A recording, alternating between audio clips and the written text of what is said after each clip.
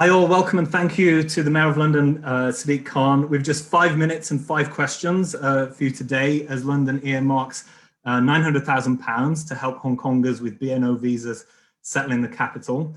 So Mr. Khan, we've seen pretty dramatic scenes of Hongkongers bidding permanent farewells at the airport here in Hong Kong, many headed to the UK.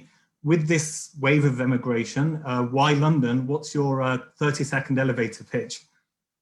Well, I mean, we over successive generations have been a home for those leaving countries of origin, and we've got a rich track record of enabling people to fulfill their potential.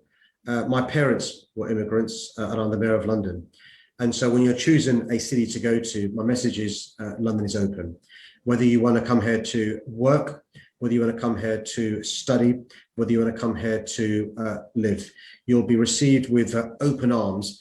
And in addition to the funding to give practical support to you when you arrive, my message to you is London is open, but at the same time, I'm sending a message to Londoners that we must open our arms and welcome these Hong Kongers to whom we have a historical and moral obligation.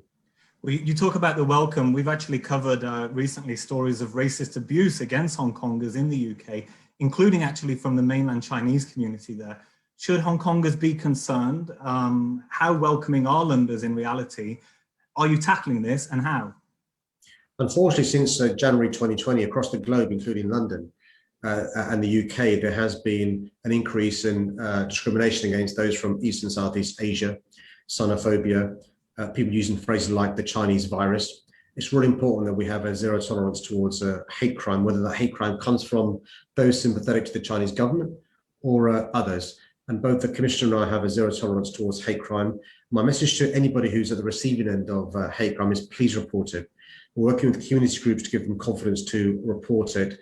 Unless you report it, action can't be taken. And it's really important, not just Londoners from all communities, but those who are sympathetic to the Chinese government understand that it's unacceptable for anybody who arrives in this country, particularly from Hong Kong, to be discriminated against because of their views.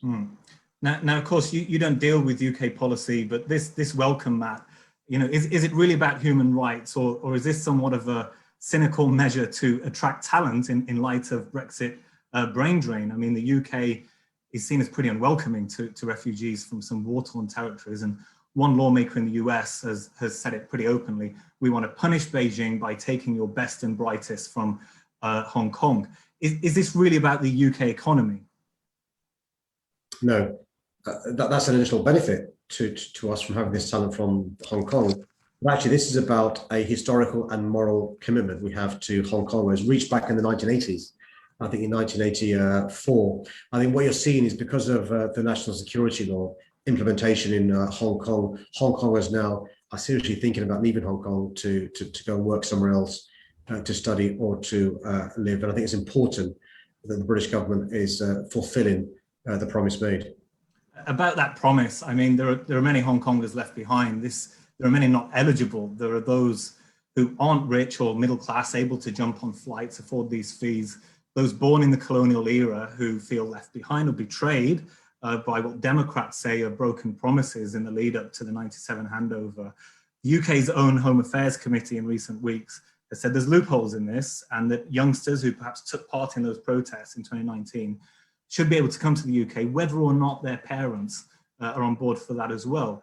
Will you push the government on widening this programme? Well, there are a number of routes to come to the UK. The BNO scheme, which is fulfilling the obligations made in '84, is one scheme. There are other schemes to come to the UK to work, to live, or to stay.